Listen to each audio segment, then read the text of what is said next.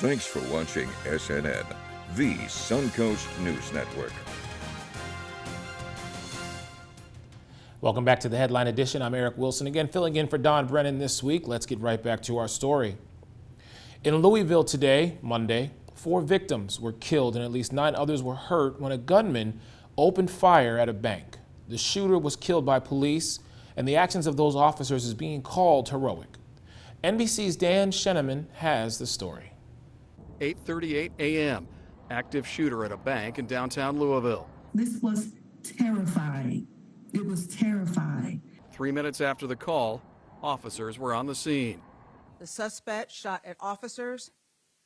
We then returned fire and stopped that threat. The suspect is deceased. Also dead, 4 victims, at least 9 others injured. 2 officers among the casualties. Police say their quick action likely saved lives. And I want to thank them and all our other law enforcement officers for responding and doing their best to try to save some of my friends. I have a very close friend that didn't make it today. And I have another close friend who didn't either, and one who's at the hospital that I hope is going to make it through. Federal authorities say this is being investigated as workplace violence. The suspect has been identified as Connor Sturgeon, white male, 23 years of age, who was employed at Old National Bank. His weapon of choice was a rifle. While police search for answers. Our community will continue to come together. We will find ways to love and support one another and the families and friends who have been directly impacted by these acts of gun violence. A call for unity in a time of grief. Dan Sheneman, NBC News. One of the injured officers was recently sworn in at the police academy. He is not in critical but stable condition. Dueling court decisions last week have left the legality of pills used to induce abortions in limbo. The battle is motivating both sides of the debate, with elected officials in favor of abortion rights vowing to protect access to the drug in any way they can.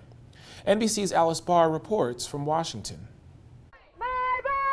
A standoff this week over abortion, yet again dividing the country.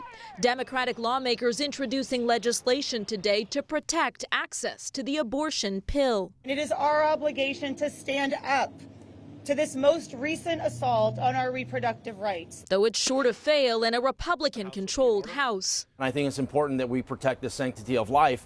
I believe in state rights. The political fight follows a ruling from a federal judge in Texas, invalidating the FDA's nationwide approval of mifepristone after more than 20 years as the most widely used abortion method in the country. The pill is still available for now. The judge put his own ruling on hold for a week while the Biden administration appeals. If the decision stands, it will put women's health at risk and undermine the FDA's ability to ensure patients have access to safe and effective medications when they need them the most. At the same time, another federal judge in Washington state ordered the FDA to keep mifepristone on the shelves. But that decision only applies to the 17 blue states in Washington, D.C. that sued over it. It's about making sure you determine when you want to start a family, not some bureaucrat, not some judge does that. Now, with the abortion pill debate likely destined for the same conservative-leaning Supreme Court that overturned the federal right to an abortion, the nation may be headed for a reboot on the hotly contested fight over reproductive rights, just as the 2024 race for the White House heats up. In Washington, Alice Barr, NBC News. The overturning of Roe v. Wade set off a cascade of abortion restrictions in Republican-led states. But after disappointing midterm elections for the GOP, some Republican leaders are trying to strike a balance in their messaging on this topic heading into 2024. Tonight, we are learning the mother of a 6-year-old boy is facing criminal charges after her son shot his teacher in Virginia on the campus back in January. The shocking school shooting could have easily taken the life of the 25-year-old teacher who's now suing the district for $40 million. Now the boy's mother is facing felony and misdemeanor charges for the shooting. That report of a teacher shot. Tonight, 3 months after the shocking school shooting, the mother of the 6-year-old Virginia boy who shot and seriously wounded his first-grade teacher is facing criminal charges. Today, a grand jury in Newport News indicting 25-year-old Deja Taylor on charges of felony child neglect and a misdemeanor count of recklessly leaving a loaded firearm so as to endanger a child.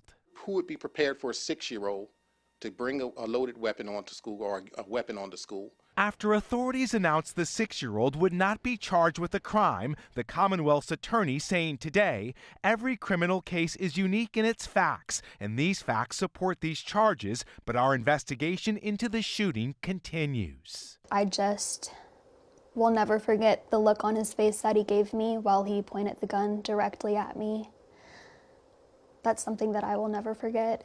It's changed me. It's changed my life. Abigail Zwerner, who told Savannah Guthrie the bullet still remains lodged in her body, is suing school administrators for $40 million, alleging gross negligence. Zwerner said staff failed to act on several warnings that the 6-year-old had a gun or made threats. There were failures in accountability at multiple levels that led to Abby being shot and almost killed, writes her attorney. We will not allow school leaders to escape accountability for their role in this tragedy. That was NBC's Miguel Almaguer reporting. Now, the lawyer for Deja Taylor, the mother of the 6-year-old, said that she will turn herself in sometime this week. Coming up on the Headline Edition, Alex Vaughn, our meteorologist, is back with your complete weather authority forecast. Keep it right here.